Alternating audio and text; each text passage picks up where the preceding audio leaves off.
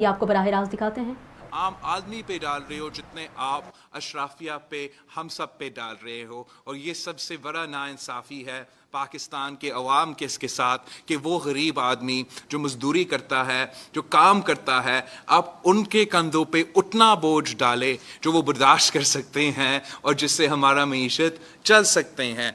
और इस डील में जहां आप मुसलसल चाहे हमारा गैस प्राइसेस को डबल कर रहे हो या बिजली की फ़ी यूनिट का 5 रुपए का इजाफा हो रहा है, ये सारे के सारा नॉक ऑन इफेक्ट होता है।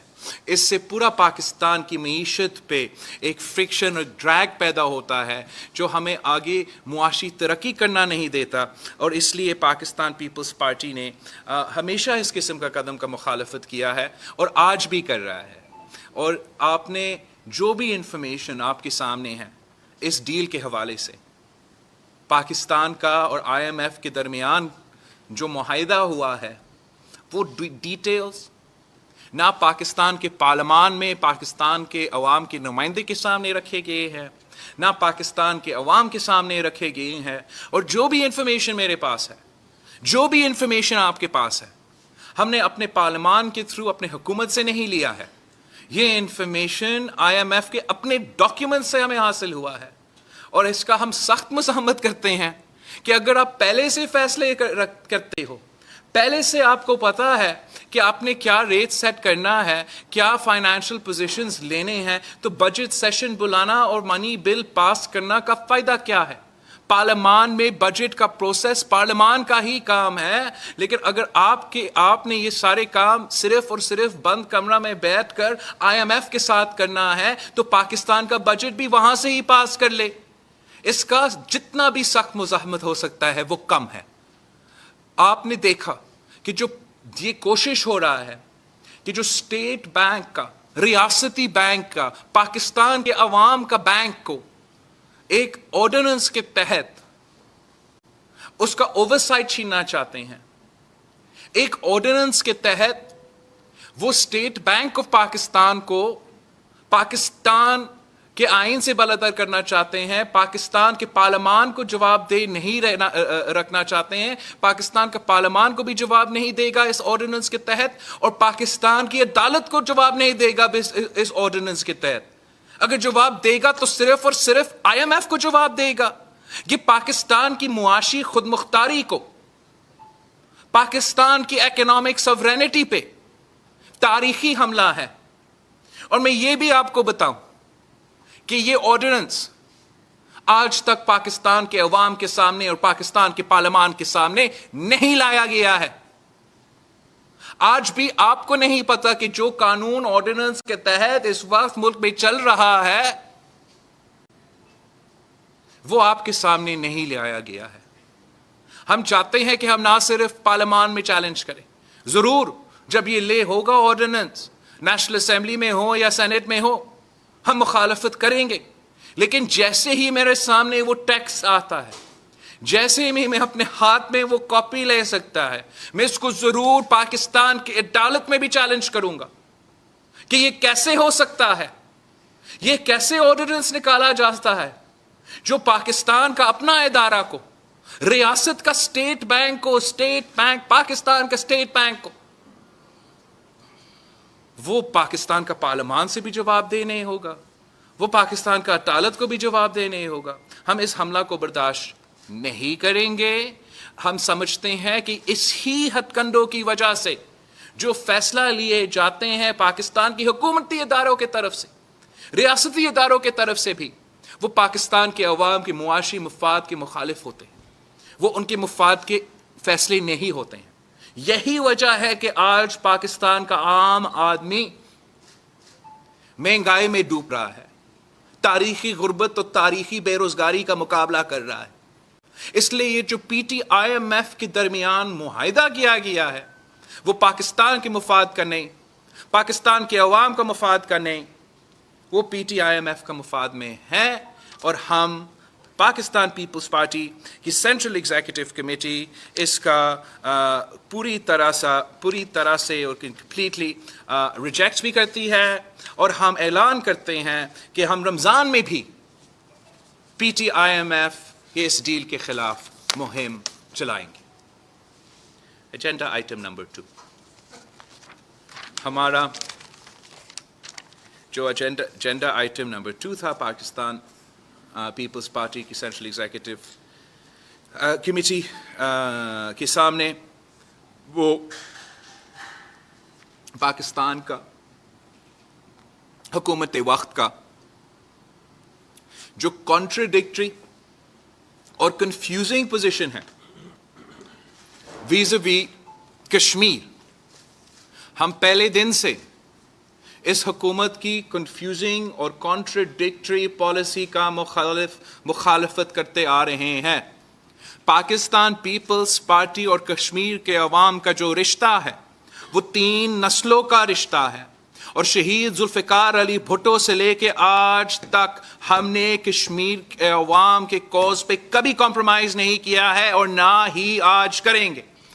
ہم نے ہمیشہ کشمیر کے عوام کی آواز بن کر ان کے ساتھ جو ظلم ہو رہا ہے، جو بھارت اور مودی سرکار نہ صرف آج سے لیکن جب سے مودی وزیر اعظم بنا ہے اور اس سے پہلے جو حملے ہوتے آ رہے ہیں، ہم ہمیشہ ان کے آواز بن کے سامنے آتے ہیں. اور آج بھی ہم سمجھتے ہیں کہ جس طریقے سے اور جس کنڈیشنز میں ہمارا کشمیر کے بہن بھائیوں کے ساتھ جو سلوک کیا جا رہا ہے، جو ظلم کیا جا رہا ہے، جتنا بھی مذمت اس کا ہو سکتا ہے وہ کم ہے.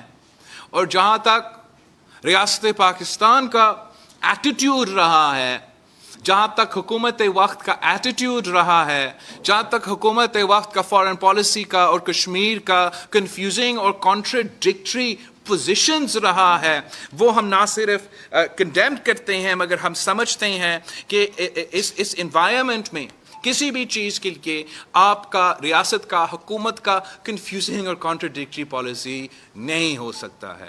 اور جب کشمیر پاکستان کا سب سے اہم مسئلہ ہے، جب ہمارا کشمیر کے بہن بھائی ایک تاریخی ظلم اور تاریخی حملے برداشت کر رہے ہیں، تو پاکستان پہ فرض تھا، پاکستان کی قیادت پہ فرض تھا، پاکستان کی حکومت پہ فرض تھا کہ جو وہ کشمیری آج نہیں بول سکتے تھے، ہم نے بولنا تھا، ہم نے کرنا تھا جو وہ نہیں کر سکتے تھے. اور افسوس کے ساتھ حکومت وقت جو ہے وہ کبھی بھی اس پوائنٹ پہ پورا نہیں اترا.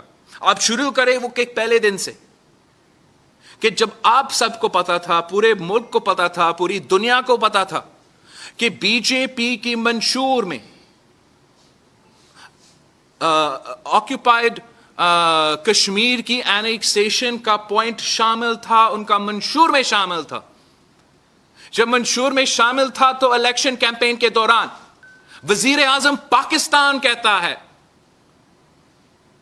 کہ مودی اگر الیکشن جیتے گا تو کشمیر کا مسئلہ ہم حل کر سکتے ہیں. اس کا یہ تاریخ میں یاد کیا جائے گا کہ ایک ایسا بھی وزیر اعظم تھا جو اتنا ناکام اور نااہل تھا کشمیر کوز کے حوالے سے.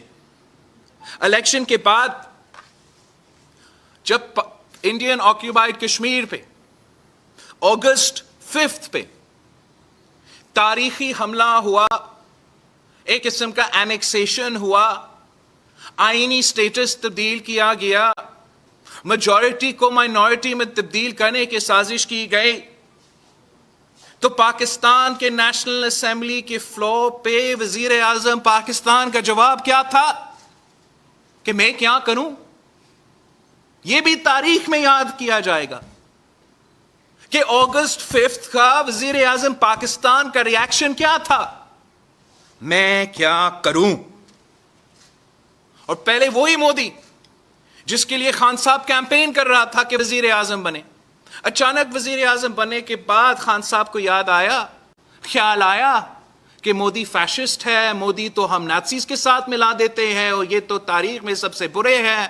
اور جب تک انہوں نے کہا، انہوں نے فیصلہ کیا، پاکستان کی حکومت کا، پاکستان کی ریاست کا، پاکستان کا پالیسی موقف یہ تھا کہ جب تک اگست 5 کا پوزیشن ریورس نہیں ہوتا ہم بھارت سے بات نہیں کریں گے.